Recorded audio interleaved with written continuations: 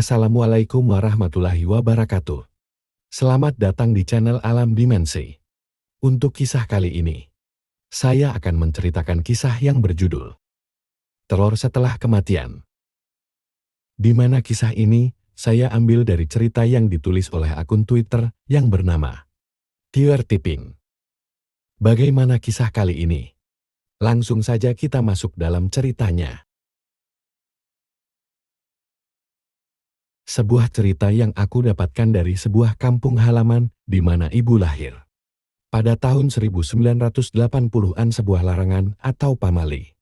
Seperti harga mati yang tidak bisa dibantah sama sekali. Karena kerap ucapan orang tua langsung berbuah bukti.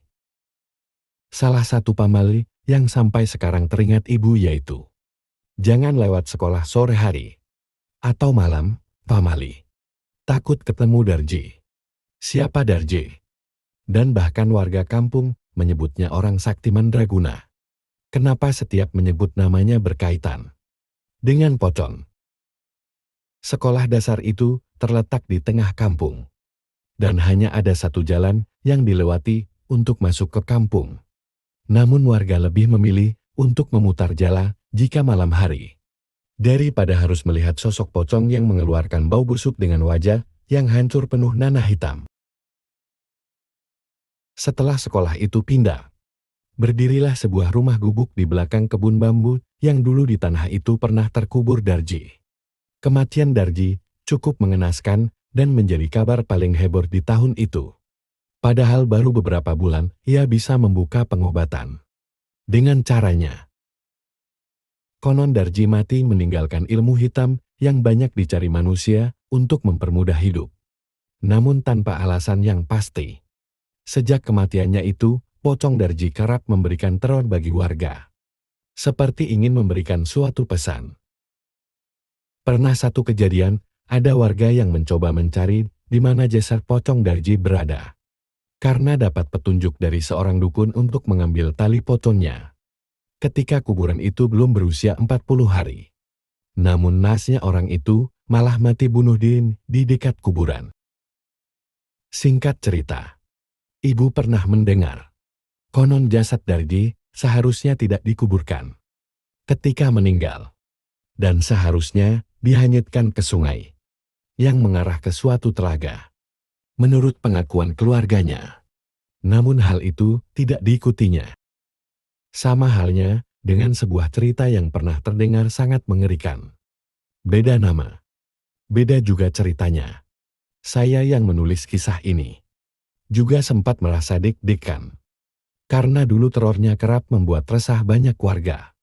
Sosoknya lain dari biasanya. Semua kulit kepala ataupun yang ada rambutnya sudah mengelupas. Jadi kayak tengkorak gundul. Tidak jarang mengeluarkan ludat dan bau busuk. Tanda itu ialah pocong gundul atau walisde. Bagaimana kisahnya? Walisde ceritanya mulai menyebar sekitar 5 tahun lalu. Dengan rangkaian peristiwa.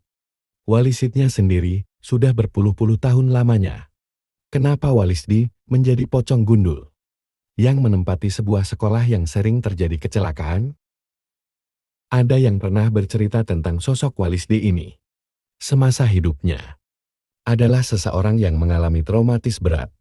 Kemudian mempelajari ilmu-ilmu hitam yang akhirnya menjadi seorang paranormal atau dukun yang sangat tersohor pada waktu itu. Sekitar tahun 50-an. Ketika menjadi paranormal atau dukun ilmu hitam, banyak orang datang untuk meminta bantuan Walisde dengan tujuan jahat, seperti mengirim santet dengan perantara jin Banaspati. Namun, dalam melakukan ritualnya, Walisde juga mencari pengikut atau murid untuk meneruskan ilmunya itu. Ilmu hitam yang dimiliki Walisde tidak serta-merta didapat begitu saja. Walisde bersekutu dan membuat perjanjian dengan jin agar ritualnya terus berlanjut. Dengan perjanjian yang sangat mengerikan.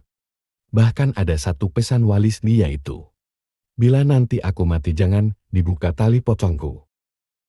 Pocong gundul atau Walisde itu adalah salah satu perjanjian yang pernah dibuat ketika meninggal Ritualnya seperti biasa mandi kembang, berendam kemudian berpuasa. Namun ada juga yang dilakukan dengan syarat, menyimpan dan mengerikan yang ditetapkan oleh dukun Walisdi ini. Salah satunya harus memakan dan meminum darah hewan tertentu dan praktik seks bebas dengan cara harus mencari 7 perawan untuk disetubuhi. Ritual dipimpin langsung Walisdi, yang lokasinya tidak jauh dari sungai dan pohon beringin besar. Para pengikutnya mempunyai tujuan berbagai macam, dari mulai melunasi hutang-hutang, atau ada yang ingin memiliki supranatural. Terkhusus ritual supranatural, dukun Walisdi mengumpulkan pengikutnya di suatu tempat. Kemudian ketika malam tiba, mereka harus melepas bajunya dalam keadaan telanjang bulat, lalu berendam di sungai semalaman. Kemudian mereka akan ditimbun di dalam tanah. Dan yang paling mengerikan adalah dipakaikannya kain kafan, seperti orang mati, atau menyerupai sumpah pocong tapi dalam keadaan bertapa.